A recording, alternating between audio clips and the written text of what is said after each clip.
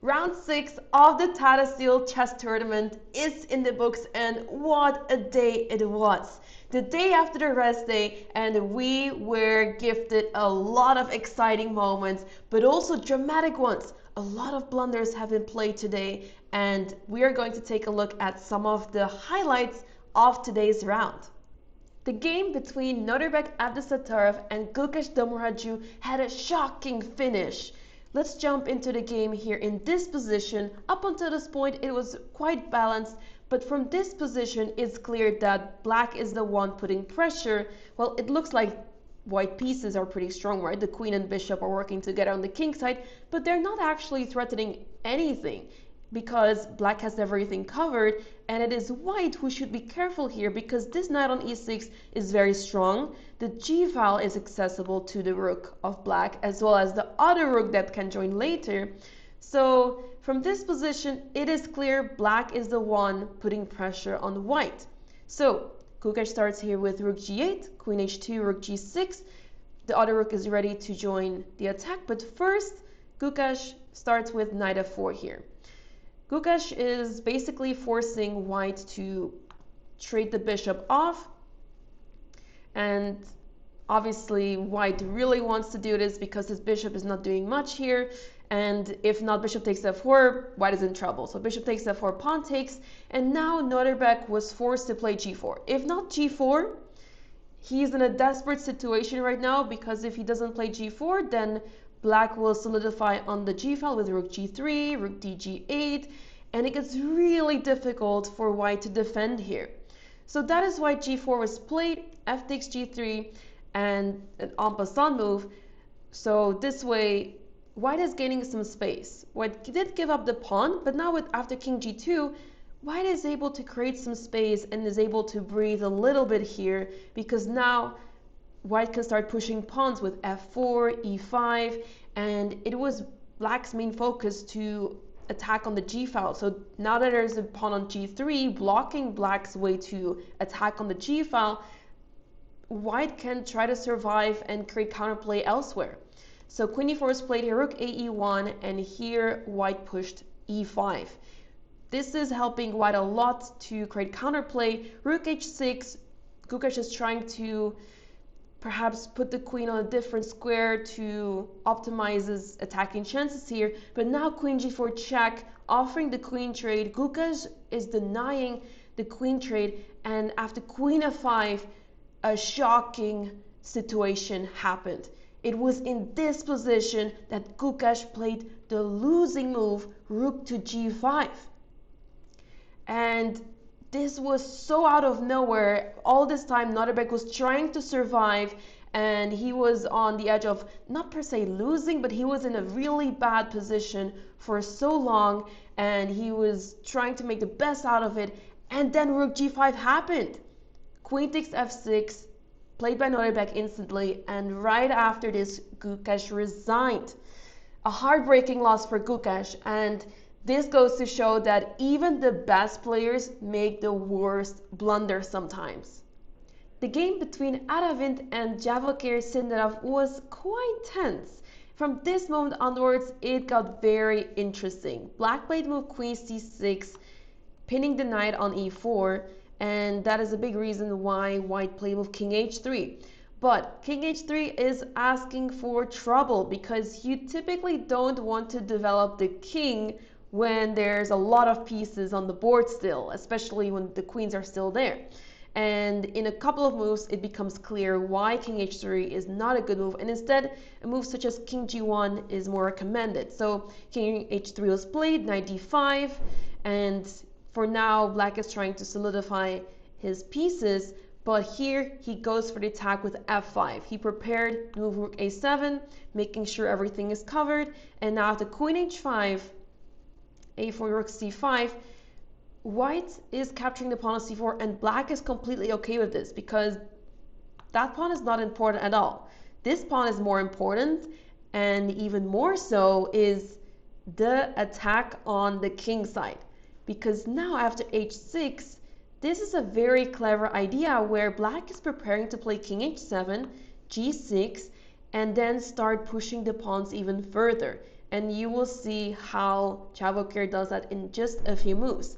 As here, Aravindh already retreated with the queen, already worried about the lack of mobility of the queen on the king side. So the queen retreats to safety, and now Chavokir starts with the move g5, f3, f4, and all the pawns are just moving forward on the king side. This king is not yet in trouble, but it's already feeling the heat. Knight e3, c4. Chavokir is simply preparing the attack on the king side to proceed further. Now h5 is coming in, and yeah, now with the rook on g7 and the g file being opened for the rook, this king is quite some trouble already. This is why Aravindh felt the need to sacrifice exchange for the knight, to get rid of that knight and to find some safety somewhere. Also, this knight on e4 is becoming really strong, so this knight will soon jump to f6, which might help a lot. Rook g6, knight f6 is played, and here black starts pushing the a pawn. Finally, it is time to push that pawn because there's not much happening on the king side anymore. But after queen e4, it got very tricky because the rook is hanging, and if you just move the rook, this king is in quite a bad spot. It's very dangerous to just move the rook around. Let's say if rook g5, this rook it's hanging as of now, but you can play rook a5 with white, and if queen takes a5, this is checkmate. And there's a lot of crazy moves possible here because of the fact that this queen cannot move, because once it moves, once again, it's checkmate. So you can start pushing the pawn here, prepare rook c7. It's really dangerous for black. And that is why the only move to win here with black is rook g takes f6. It is time to get rid of that knight because it's causing a lot of trouble for black. Now you might be wondering, why not rook f takes f6? Well, after this move, e takes f6, rook takes f6, it's not that black is losing, but white can make a draw here. Let's say with queen e5, attacking the rook. White's rook is hanging, but now black's rook is hanging as well. If queen takes c5, queen takes f6, and this is just going to end up in a draw very easily. So that is why black doesn't really have many options here. Obviously, if queen takes c5, this is even losing after queen takes g6 because the f pawn is way too strong. There's a checkmate threat. Queen takes h5 is hanging. So that is why you can even manage to lose this if you're not careful. So that is why rook g takes f6 was important to play. E takes f6, but now this was move 40. If you remember, the time control of this tournament is there's no increment until the players have made their 14th move. White just made their 14th move, so they got 30 minutes added to their time, but also now have 30 seconds increment after they have made every single move.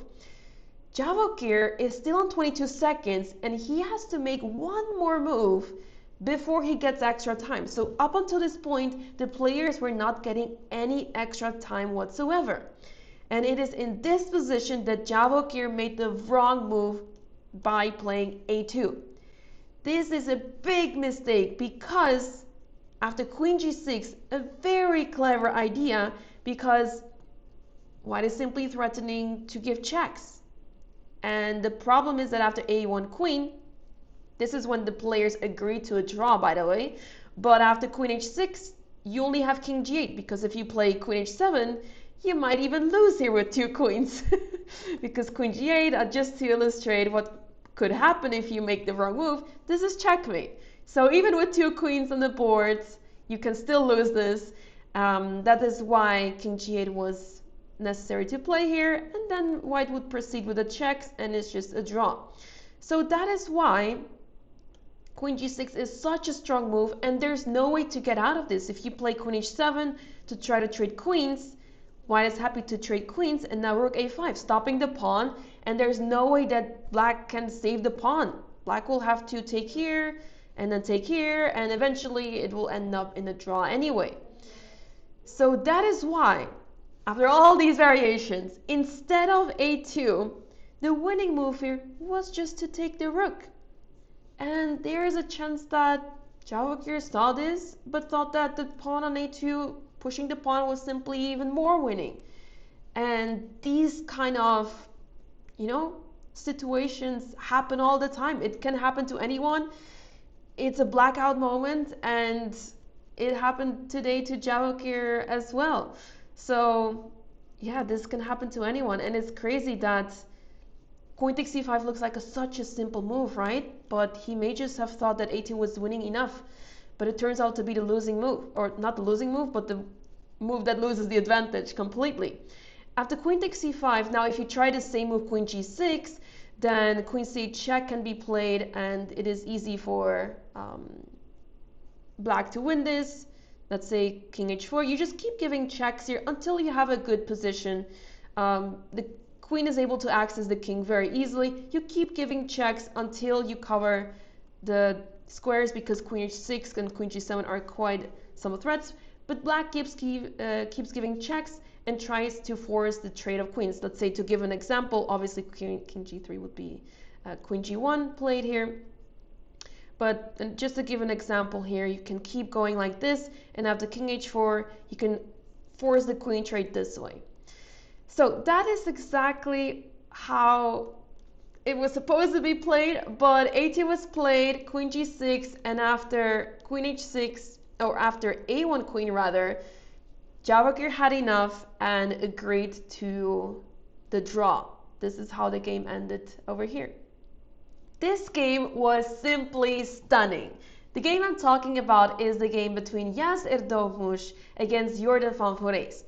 Let's take a look at the game starting from this position, because Yas is developing a really nice plan here, starting with rook ae1. And the plan he is preparing here is to push e5. With the move queen to g3, he was attacking or threatening bishop takes h6, so Jordan obviously defended that with queen h5, but this allowed white to play e5, because after f takes e5, so the idea is with e5 to create more space and to open up some squares, because after f takes e5, bishop takes e5 is possible. And this is because there's d takes e5. After d takes e5, this would be a mistake, because rook takes e5 is attacking the knight and the queen, so white is winning the piece back, but on top of that, the queen is trapped. The queen doesn't have any squares left. Black would have to play g5, and after rook takes c5, this is a terrible position for black.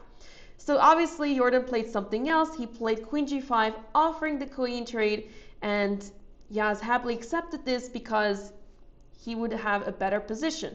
But it's not easy to win from here. Black has a lot of play still, but Yas shows beautifully how to proceed here. He grabs a pawn, although Jordan gets a lot of counterplay here with the rook on the second rank and his knight and soon bishop becoming very active. Yas is playing very nicely. He's maneuvering his pieces around very well. He put his rook on g6, threatening rook takes g7. Jordan allows it with king f7, which turned out to be a mistake because rook takes g7 is a possible move now. But there is a chance that Yas may have seen this move, but thought after king takes, bishop d4 check, let's say the king moves, bishop takes b2, and even though white is up 2 pawns, is it that clear to win with the opposite color bishops? Maybe not worth taking the risk, and perhaps rook takes g5 is good enough. So this is what Yas played instead. Rook takes b3, rook f5 check, and after king e7, this move allowed white's pieces to get super active and to actually restrict the black king over there, because bishop c5 check, king d8, and all of a sudden after these checks, it is clear that this king is not going anywhere. The king is actually stuck, even though it's pretty much centralized. So rook b1 check, king h2. Black is grabbing the pawns on the queen side, but that doesn't matter for white because rook f7 check, king d8. White has other plans. White doesn't care about those pawns. White is going for the king and going for the checkmate, because after king c8, bishop a7 was played, and this was enough for Jordan already, because the threats are just unstoppable. The threat here is rook c7 checkmate. And there's only one way to stop this, which is to play bishop d7. But then black loses a piece after rook f8 check. Bishop e8 is forced, rook takes e8, king d7, and now you can simply play knight takes g7, which defends the rook, and this is game over. So that is why after bishop a7, Jordan resigned and Yaz played an amazing game. What a way to win. It was such a clean and nicely played game. So a nice win for Yaz, and also in great fashion. If there is one thing that chess players can agree on, it's that queen endgames are extremely difficult. And that proved to be the case as well in this game between Carissa Yip and Andy Woodward. This game actually lasted more than 6 hours, and I want to highlight this position. Until this point, I mean, the players fought very hard. Andy was pressing for the win the entire game, and Carissa defended super well. And after 127 moves, they got to this position. Let's dive into this position. So here, if we take a look at the position, we see that white has 3 pawns. So Carissa's up a pawn, Andy has 2 pawns. So you might be thinking, hey, Carissa's up a pawn, that looks good, right? Well, the problem is that Andy has this passed a pawn, and that pawn is very dangerous because it's queening very quickly. And this h pawn, on the other hand, is not moving that fast. Also, white is in check right now, and there are moments where the black queen can simply capture this pawn with check maybe even. So white has to be very careful here and make the right decision. Unfortunately for Carissa, she did not make the right decision because she played the move king to g2, which turns out to be a losing move. Because after a3, queen a check, king c7, she was simply giving checks here and there. But the problem is that the king is now in the perfect position, setting up this queen d5 check, and she tried to defend with queen a2, but now queen d5 check, and Andy forced the trade of queens, and this is when Carissa resigned. So that went south real fast, and it makes sense because after 6 hours of playing chess and being in time trouble as well, the players were pretty low on the clock, especially Carissa was low on time. It makes sense that at some point the position just falls apart. But now you might be wondering, how was Carissa supposed to defend? Because the defense was actually not very straightforward, especially during the game. It's really hard to imagine this defense. It was quite counterintuitive. First of all, the king was forced to move because obviously queen e2 check here would allow black to queen. After the queen trade, the pawn promotes first, and the king is too far away to catch up to the pawn. So that is why queen trade is out of the question here, and that's why the king has to move. Now there are 2 moves that make sense here, or rather are good here. The first one being king f2, the logical move to also defend the pawn on e3. The other move is king to e1. And this move is very counterintuitive because you're giving up the pawn with check. Because if black takes that pawn without the check, then the white can capture this pawn and there's a fight happening. But this comes with check. The idea is that white is okay to allow this because after king d1, white's plan is to get as close as possible to that a pawn of black. So if black keeps checking here, the king gets closer to the black pawn. And this is in white's favor because the closer the king gets, the more difficult it is for black to make any progress. Because as soon as black captures the pawn g3, the pawn on f5 falls. And it's really difficult to defend the pawn f5 anyway without the queen. So there's only so much that black can do at the same time, right? So that is how white could have defended. The other defense is, let's say with king f2, the idea is that this pawn is not getting so far as after a3, let's say queen e8 check, let's say the king moves up here. Here it is important to play king e1. This feels more natural in the sense that the queen is defending the pawn, so now the king is free to go. But once again, the idea is that you're simply passing the move as a2 is no longer possible. Now that the king is on the 7th rank, queen f7 check is possible and white is capturing that pawn. So that pawn is unable to move forward, and because of this, it's actually really difficult for black to make progress, because let's say king b6, white can not play any move. White still has to be very careful, but basically the next move is not possible to play a2 because then there's queen e6 check. But here white should play queen e5 with the idea that you're simply stopping any sort of queen c3 checks and you're holding on. It's always very important in queen endgames to centralize the queen, but yeah, there's so many little things to analyze here. The queen endgames are so rich and there's so many things that can happen still, but the main idea is centralizing the queen and keeping threats in the position. Because by playing the move king e1, where once the queen moves from d3, you're trying to get as close to the pawn as possible, and at the same time you keep the threat of this check where you're trying to capture that a pawn, so the a pawn cannot move forward, and at the same time you try to centralize the queen as soon as possible. And once you do that, then this h pawn can start running, and then it can get very interesting perhaps. So yes, there's a lot of things that are very important to think about here.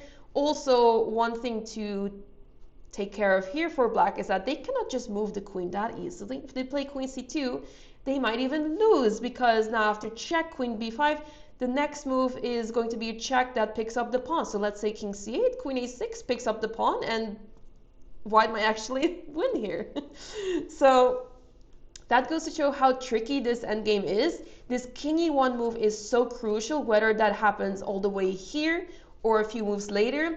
This move is very important. The king is very important to stop the pawn in this specific endgame. There's a lot of queen endgames where the king has to go the opposite side of the board, but in this specific situation, this is where the king was supposed to be. And with such little time on the board in this game, it is only understandable that this was difficult for Carissa to find, and after the sequence of moves that we saw earlier, this is how the game ended. So a very tough loss for Carissa, but a very instructive endgame, and it's always fun to try to understand what happened in this endgame, what was the way to try to survive here, what went wrong, and what are the ideas of black to try to win here. Here are the standings of the Tata Steel Masters after round 6. In first place with the sole lead, Nodirbek Abdurattorov with 4.5 out of 6. Right behind him is Jawahir Sindarov, also from Uzbekistan, with 4 points out of 6. He did have a winning position today, but the game ended in a draw, and that is why he's not in the lead anymore. But obviously, he's still fighting for that first place. And so are a lot of other players in the Masters, because the scores are quite close to each other. So let's see what happens in the next couple of rounds. In the Challengers, we see Andy Woodward with 5 points out of 6. After a tough start in the tournament, losing the first game, he's now on a 5-point streak, and the sky is the limit. We'll see if Andy can keep up this score for the rest of the tournament. But for now, we are heading to halfway of the tournament, and it's going to be very interesting to see who is going to come out on top in the second half of the Tata Steel Chess Tournament.